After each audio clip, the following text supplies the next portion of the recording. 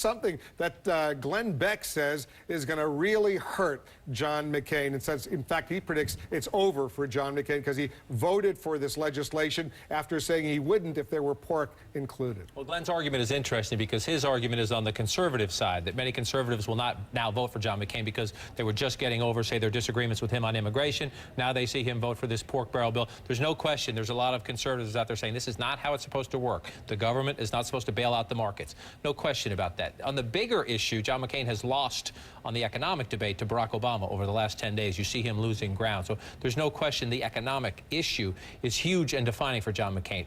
If Glenn is right, in addition to losing some independents and soft Democrats who now think Barack Obama is better equipped to handle the economy, if some conservatives then stay home, then it's double jeopardy, if you will, for McCain. Because he needs that turnout from the conservative base, Gloria, if he's got a chance. He does, and this was a real problem for him because he was already on the record saying he wanted to support a compromise.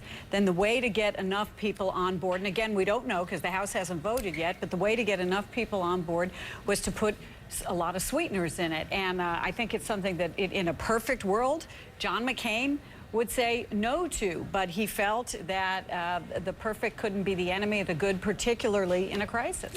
And his vote in favor is also the same vote that Barack Obama took, but it doesn't look like Barack Obama is necessarily going to get the grief from his base that John McCain is likely to get. I think that's right, but I think also today, this vote yesterday was a wonderful lesson in how Washington works, because these earmarks, they're not voted on separately. They are always folded into some other bill that is actually quite popular, whether it's the budget or even the military bill. What happened yesterday was just a more public example of what happens all the time in Washington. The bridge to nowhere gets passed not because Congress decides on the bridge to nowhere. They decide not to fight a bigger fight over it. Somebody puts it in. It's interesting, John, if you take a look, the original legislation that the Bush administration, that Henry Paulson sent over, was 3 pages. The House expanded it to about 105 or 106 pages. That was defeated. The Senate now comes back with, what, 1,000 pages of this legislation. It's typical Washington. It's typical Washington. The rush to do this is what started this poison snowball that is now rolling down the hill. And I'm not smart enough to know whether this is going to fix anything, whether this is going to do the right thing in the long term, but isn't it striking that to get conservative votes in the House of Representatives, you have to add spending? There's a disconnect there, and that disconnect essentially is the road to Washington, which sometimes makes absolutely no sense to people out in real America. You know what they say about Congress? Everyone's a conservative until you get to committee, in which case you're not a conservative because it's about your constituents. Yeah, so there are some ideological right, types that are that's pure. Congressional theory. Not many, but there are some.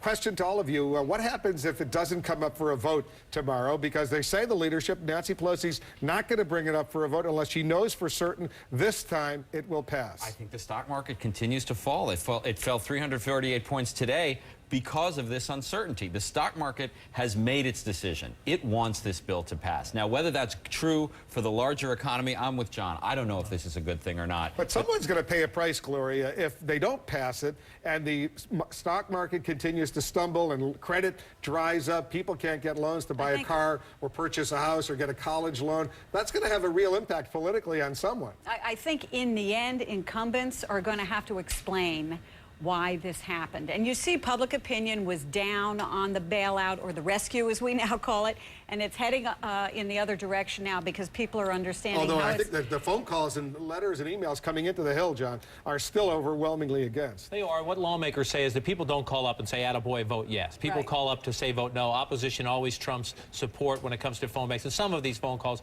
are organized by interest groups that are against this. Some. I was traveling the country last week, and there were a lot of phone calls with just average Joes calling in. The question for all of these members is, if this passes, and they better not hold another vote with the markets open if they don't have the votes to pass it, because it fell almost 800 points last week, which I think an embarrassment of leadership, the bipartisan embarrassment of leadership, to hold that vote not knowing the outcome with the market open. If this passes this time, Democrats and Republicans better hope that not only is Wall Street and the markets rallying over the next 30 days to the election day, but the small businesses, the farmers, the ranchers, the people out there who can't get credit right now out in America, they better be getting the money they need to turn around. Better have an impact. Otherwise, a lot of people are in trouble. Guys, stand by, because we're going to continue this.